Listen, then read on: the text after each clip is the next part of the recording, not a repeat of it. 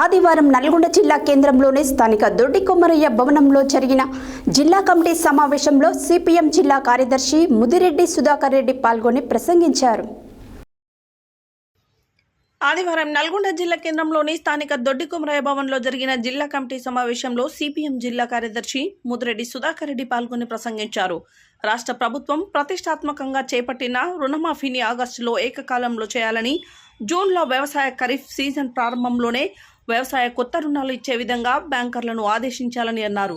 రైతు భరోసాతో పాటు రైతు బీమా, పంటల బీమా కూడా రాష్ట్ర ప్రభుత్వమే చేయాలన్నారు.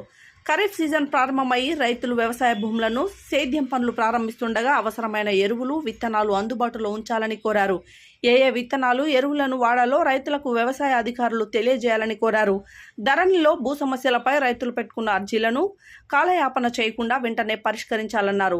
గుంతలు పడిన గ్రామీణ, అంతర్గత రోడ్ల మరమ్మతులు చేయాలని అన్నారు. కొత్తగా ఎన్నికైన నల్గొండ, భువనగిరి పార్లమెంట్ సభ్యులు రఘువీర్ రెడ్డి, కిరణ్ కుమార్ రెడ్డి, శాసనమండలి సభ్యులు తీన్మార్ మల్లన్న గారు సిపిఎం శుభాకాంక్షలు తెలియజేస్తుందన్నారు.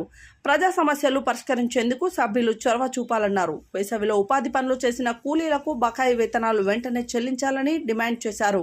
ఈ సమావేశంలో తుమ్మల వీరారెడ్డి, డి మల్లేశం, నారి ఐలయ్య, బండ శ్రీశైలం, కందాల ప్రమిళ, పాలడుగు నాగార్జున, ప్రభావతి, సయ్యద్, హసం తదితరులు పాల్గొన్నారు.